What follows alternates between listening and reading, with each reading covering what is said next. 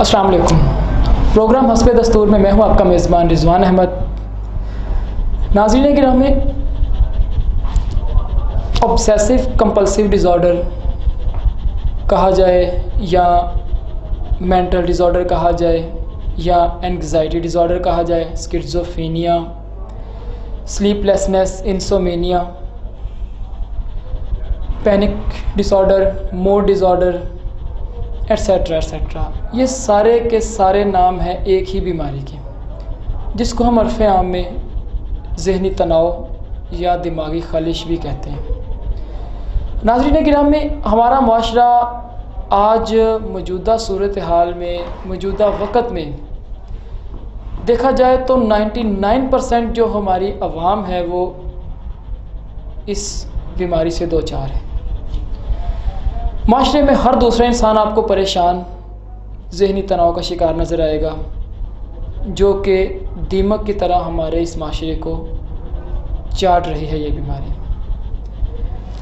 मोहतरम नाज़रीन, आज का हमारा ये मौजू इस माशरे की इस बढ़ती हुई बीमारी का एक छोटा सा सलूशन पेश करना है। कहा जाए तो हम अपनी एक छोटी सी कोशिश कर रहे हैं कि शायद हमारे इस चंद मिनट के प्रोग्राम से कुछ लोगों की ज़हनी तनाव, टेंशन और परेशानी ख़त्म हो जाए। नाज़रीन गिरामी, मेरे नाक़िस इल्म के मुताबिक जितनी भी बीमारियों के नाम मैंने लिए हैं उन सब की दो ही बड़ी वजूहात हैं। एक तो परेशानी, ज़हनी तनाव, जिसे हम हरफ़ आम में टेंशन कहते हैं, और दूसरा है नाउमीदी। हर नाउमीद इंसान, इतनी जल्दी तो एक मुसलमान कभी भी हार मानता ही नहीं जितनी जल्दी हमारी कौम मान चुकी है। हर चीज़ में नाउमीदी, हर काम में नाउमीदी, नहीं होगा, नहीं हुआ, नहीं हो सकता, एट्सेट्रा एट्सेट्रा। नाज़रीन गिरामी, अगर हम इन दो चीज़ों को कवर अप कर लें, इन दो चीज़ों पर अपना गलबा हासिल कर लें, तो आई थिंक सो दैट कि हमारा माशरा इस गंदी बीमारी से ऊपर आ जाएगा।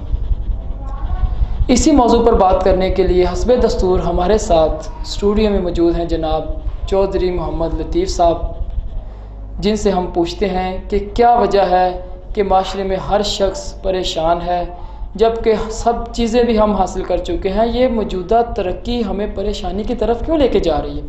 पूछते हैं उनसे कि क्या वजूहात हैं और क्या इनके मुनासिब सॉल्यूशंस हो सकते हैं, मुनासिब हल हो सकते हैं, जिससे हमारी आवाम में किसी हद तक ये स्ट्रेस, ये बीमारियां ख़त्म हो जाएं।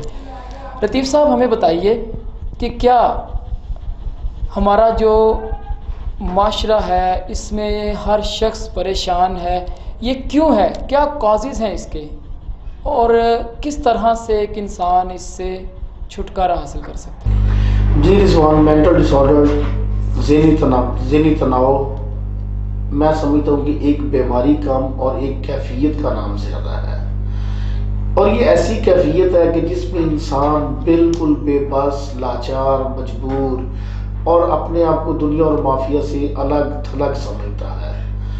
बात दरअसल ये है कि इसकी बहुत सी वजूहात हैं, जिसकी वजह से कुछ तो इंसान की अपनी इख्तियारी होती है और कुछ माहौलियाती होती है और कुछ मुल्की और इलाकाई होती है, जिसकी बना पर आदमी इस कैफियत का शिकार होता है। मेरे नज़दीक जो चंद एक वजूहात है, जो काज़ी है ना, वो ये है कि एक तो जो मुआशी बदहाली है ना, ओवरऑल पूरी दुनिया में वो इंसान को मजबूर कर रही है इस कैफियत में, इस उलझन में, इस उलझाव में।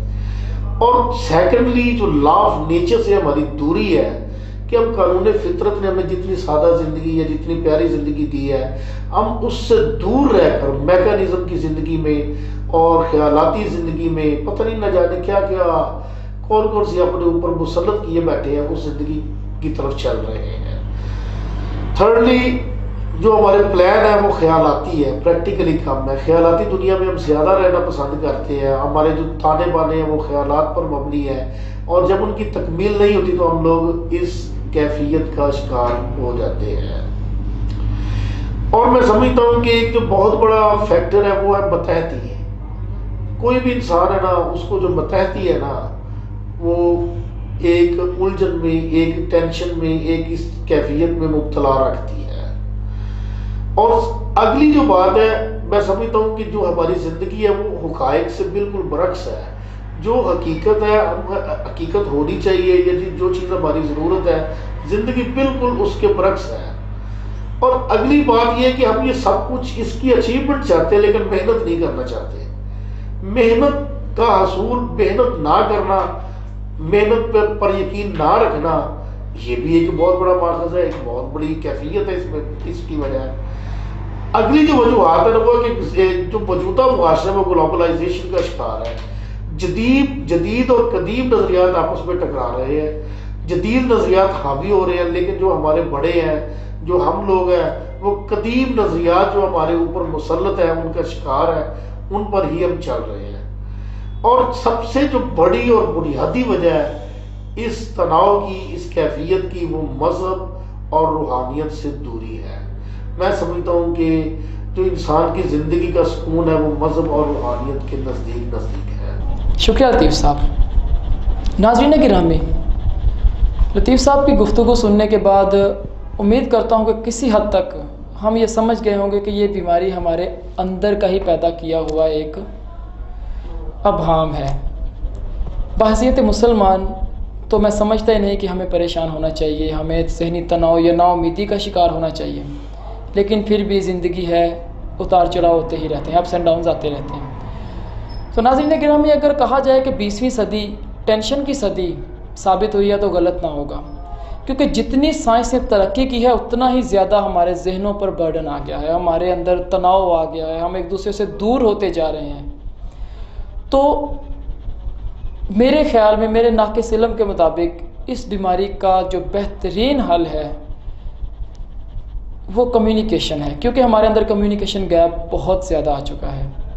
اس پر مزید روشنی ڈالنے کے لیے ہم اپنے دانشور جناب محمد لطیف صاحب سے پوچھیں گے کہ جناب، آپ کے مطابق، آپ کے علم کے مطابق، آپ کے ایکسپیرینس کے مطابق، زندگی جو آپ نے گزاری ہے اس کے اندر آپ نے 2-3 جنریشنز دیکھ لی ہیں، ان جنریشنز کے اندر آپ نے کیا ایکسپیرینس کیا، کس طرح سے اس گندی بیماری سے ہم اپنی قوم کو، اپنے معاشرے کو بچا سکتے ہیں، کیا مناسب اس کے سولوشنز ہیں آپ کے مطابق، اور کیا اس کے لیے ہماری عوام کو کیا طریقہ کار اختیار کرنا چاہیے، زندگی میں کون کون سی تبدیلیاں لانے سے ہمیں اس بیماری سے نجات ملے گی، کس طرح کے لائف پیٹرن کو اپنانے سے ہم پھر سے دوبارہ خوشحالی کی طرف آ سکتے ہیں جناب۔ جی رضوان، میں سمجھتا ہوں زندگی ایک تسلسل کا نام ہے، اور زندگی زندہ دلی کا نام ہے، اور زندگی رنگینی کا نام ہے، زندگی ہنسنے کھیلنے کا اور جدوجہد کا نام ہے، زندگی ٹارگٹ چیز کرنے کا نام ہے۔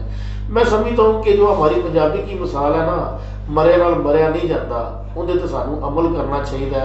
اور اب ہم کچھ دیکھتے ہیں چیزیں جن کو اختیار کر کے ہم اس کیفیت، اس تناؤ سے، مینٹل ڈس آرڈر کی کیفیت سے بچ سکتے ہیں۔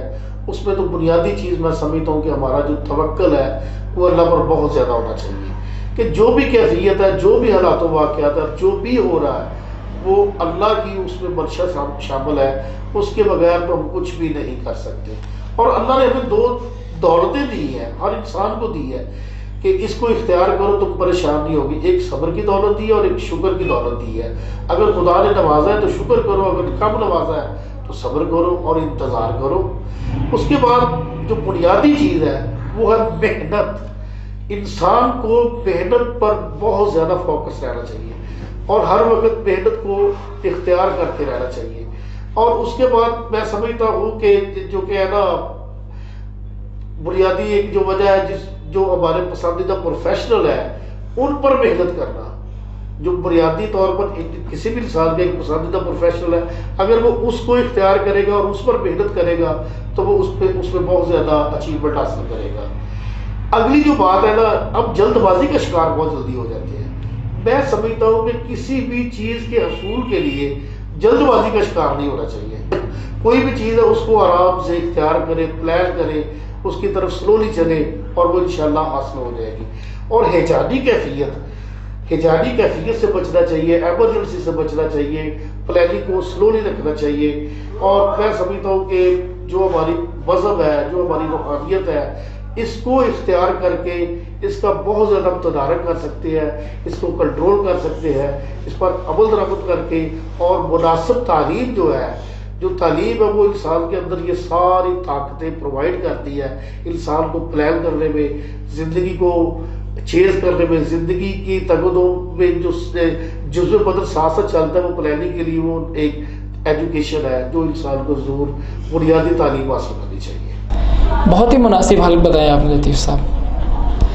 ناظرین، جتنی بھی باتیں ہمارے دانشور لطیف صاحب نے کی ہیں نہایت ہی معقول ہیں۔ ان سب کے ساتھ ایک چھوٹا سا اضافہ کرتے ہوئے میں یہ عرض کرنا چاہوں گا کہ کیوں ہم اتنا پریشان ہوتے ہیں کسی چیز کے لیے؟ کیا زندگی وہیں پہ ختم ہو جاتی ہے؟ نہیں۔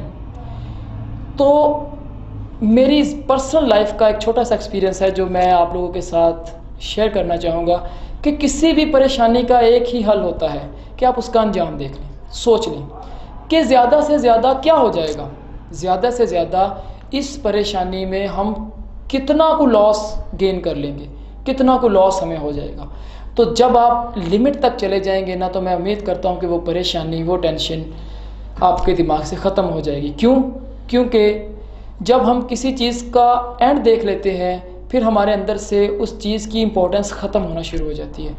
تو ناظرین گرامی، کوشش کرتے ہیں کہ آج کے بعد کسی بھی طرح کی کوئی بھی ٹینشن، ذہنی خلش، پریشانی، تناؤ جو کہ ہمیں اندر ہی اندر سے کھوکھلا کیے جا رہا ہے، ہماری جو ذہنی صلاحیتیں ہیں ان کو مار رہا ہے، ہمیں پسے ماندہ کیے جا رہا ہے، ہماری اس قوم کو جو ایک دوسرے پہ یقین نہیں کرتی، جو نا امیدی کے اندر جیے جا رہی ہے، اس قوم کو تھوڑا سا حوصلہ مل سکے کہ کسی بھی پریشانی کے اندر اگر آپ مبتلا ہیں تو سب سے پہلے سوچیں کہ اس کا ایٹ دی اینڈ انجام کیا ہوگا۔ کیونکہ کوئی بھی پریشانی، کہتے ہیں کہ اللہ تعالیٰ کسی کو بھی اس کی طاقت سے زیادہ دکھ یا پریشانی نہیں دیتا۔ تو آپ لوگ نا امیدی کے جو بادل ہیں ان کو ختم کریں، اور جو امید کی روشنی ہے، امید کی کرنیں ہیں، ان کو اپنی زندگی میں شامل کریں۔ اور یہ ایک ہی طریقے سے ہو سکتا ہے کہ آپ لوگ کسی بھی پریشانی کا حل یہ نکالیں کہ اس کا انجام کیا ہوگا۔ انجام کچھ نہیں ہے، انجام کچھ بھی نہیں ہوگا۔ آپ کی جو زندگی ہے وہ اللہ تعالیٰ کے ہاتھ میں ہے، موت بھی اللہ تعالیٰ کے ہاتھ میں ہے۔ اس کے علاوہ جو دنیا کے معاملات ہیں وہ ایسے ہی چلتے رہنے۔ تو اپنی زندگی کو ایک جگہ پہ پاس نہ کریں، یہ کوئی ویڈیو نہیں ہے، خدا را اس کو، زندگی کو جئیں۔ زندگی گزارنے کا نہیں، جینے کا نام ہے۔ اور زندگی جینے کے لیے ہر پریشانی کو ایک سائڈ پہ رکھیں، سیٹ اسائڈ کریں اور اپنی زندگی کو لے کے چلتے جائیں۔ اسی کے ساتھ اپنے میزبان رضوان احمد کو دیجیے اجازت۔ اللہ حافظ و ناصر۔